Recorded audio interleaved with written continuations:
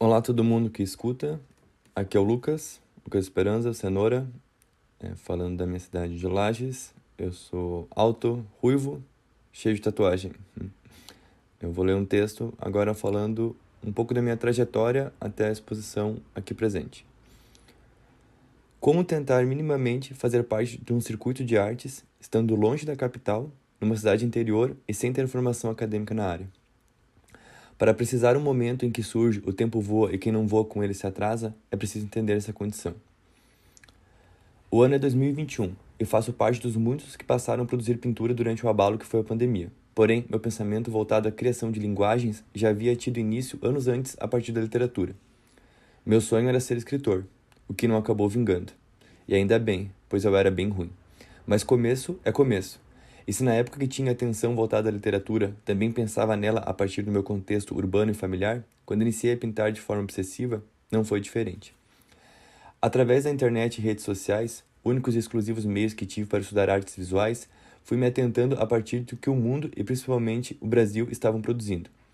O pintor inglês Danny Fox, além das vanguardas brasileiras, me chamaram muita atenção e foi a partir disso e desse emaranhado de informações e imagens da internet que minha produção iniciou, no que, aqui, vou chamar de forma consciente.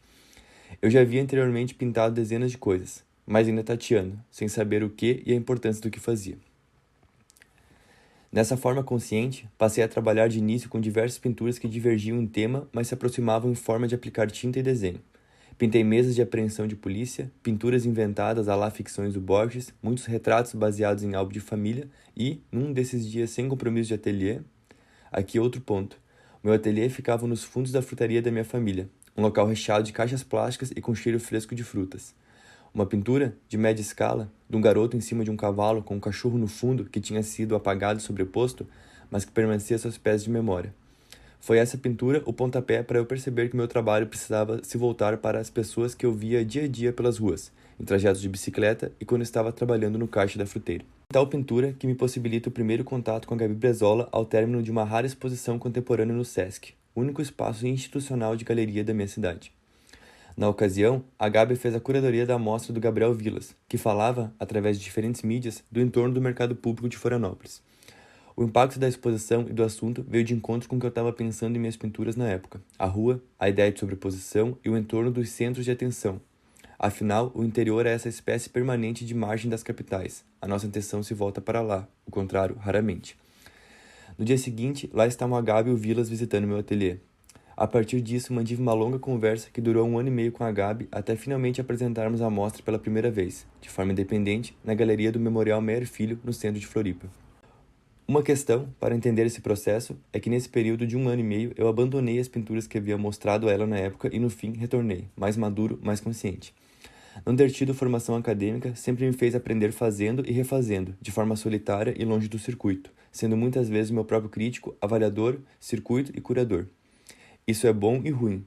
Bom, pois a gente vai ficando mais cascudo. Ruim, porque muitas vezes vamos entender o valor do que fazemos só tempos depois. Pois bem, neste período de 1 ano e meio, vi minha produção caminhar para 3 diferentes lugares. O primeiro foi a criação de suportes com mega-cenas grudadas repetitivamente com fita adesiva.